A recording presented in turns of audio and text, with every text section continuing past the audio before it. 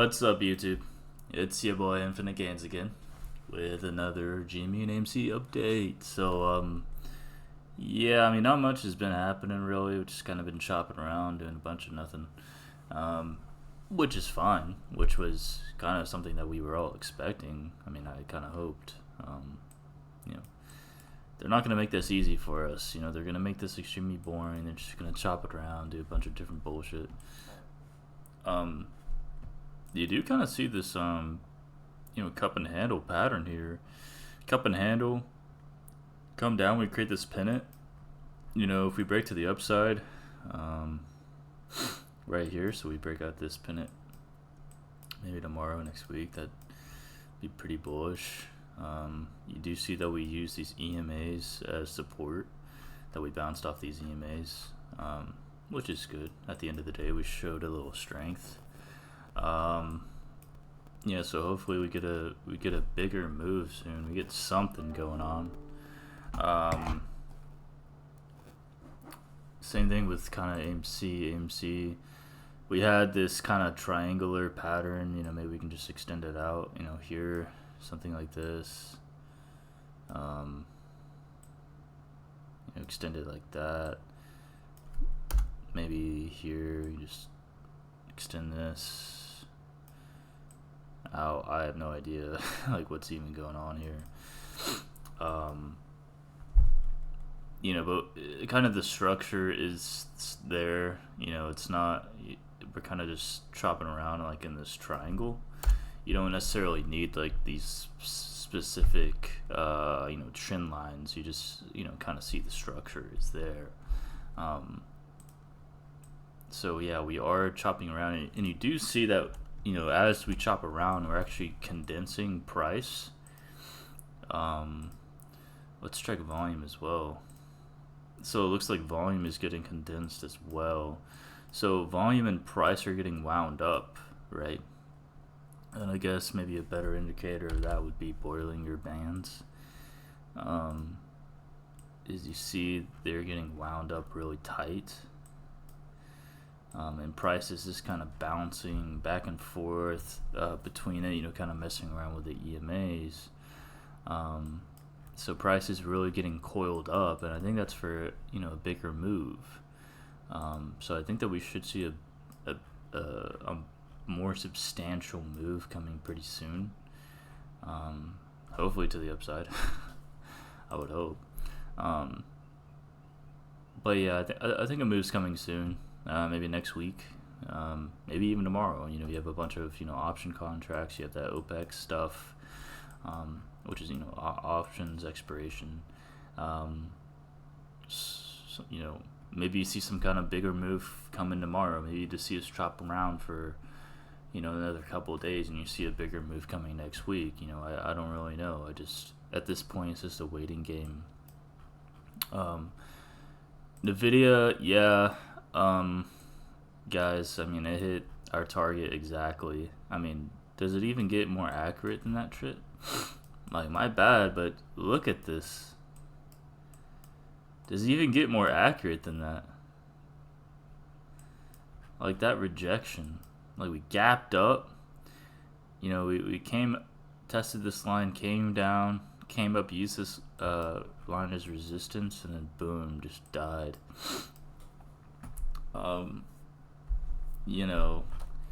Which I was telling y'all, I just, will we come back up, retest this? Come back up, retest, and dump? I don't know. I really don't know. But I think this area is a topping point for Nvidia. I just don't, you can't justify Nvidia's market cap. Like, you can't justify it with revenue. You can't justify it with, really anything. I mean, they have a higher market cap than every single country in the world. There's only 7 countries that have a bigger GDP. They're bigger than Amazon. They're bigger than Apple. They're bigger than Microsoft. You know what I'm saying? And Microsoft is buying NVIDIA GPUs. They're buying GPUs from NVIDIA, and Microsoft is Microsoft investing billions in OpenAI.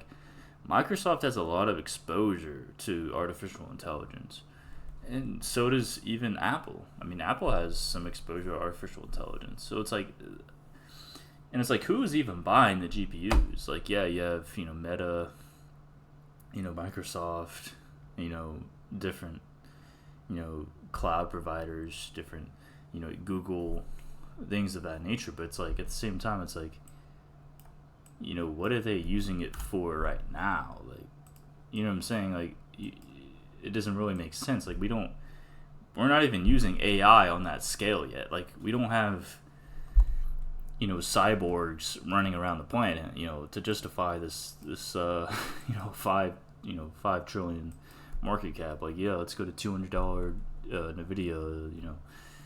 I don't know. It just doesn't really make sense. You know,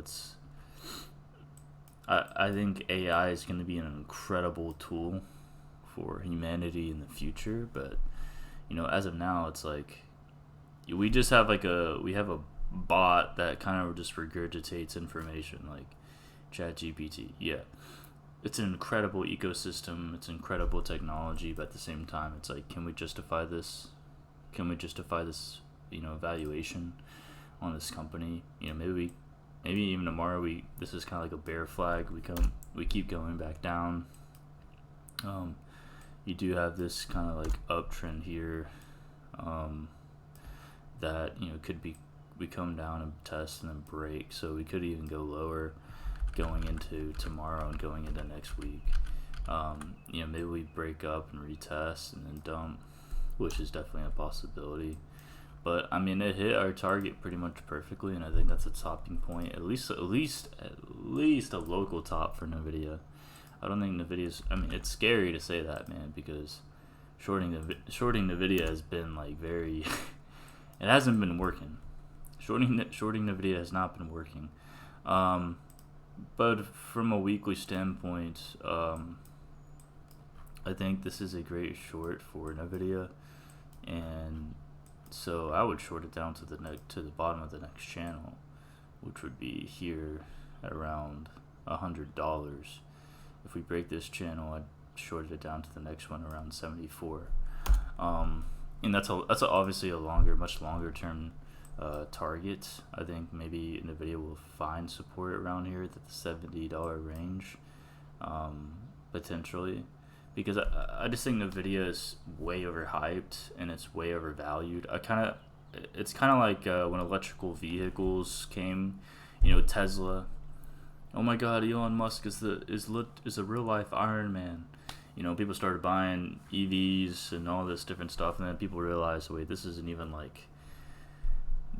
as good as we thought. You know, this isn't very viable.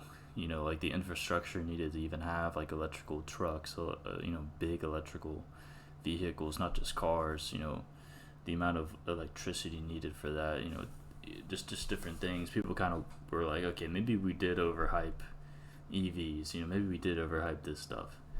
I think the same thing is going to happen with AI. You know, I think Nvidia is just extremely overhyped. I think the reality is going to set in that, like, hey, what do we even use AI for right now? Like, nothing. Like, I don't use AI in my own personal life right now. I think I will in the future, absolutely. But right now, I mean, what do you even use AI for? Pretty much nothing. You try to cheat on your test, you try to cheat on your essay or some shit with ChatGPT. Like, that's pretty much the whole extent. Like, so I do think Nvidia's going to come down, have a pretty drastic correction. So yeah, again, we're just chopping around AMC and GME. Let's just go to, let's see, what chart are we on? Go to this chart and then go to GME. So yeah, so we initially came up, pumped, hit the purple channel, boom, pumped, we hit the purple channel, and then now we're kind of just squiggling around down here. This does, I mean, it really looks like a cup and handle. So anyways, if we do get a substantial move, our next target is to break this purple channel. On top of the purple channel, maybe use as support. I think we will hit this white channel, which is around like $80-$90. but we need to start using these channels as support, right? Because we need to justify going higher and testing this channel, which is at you know, $600, $700, $800. So that's pretty much the plan.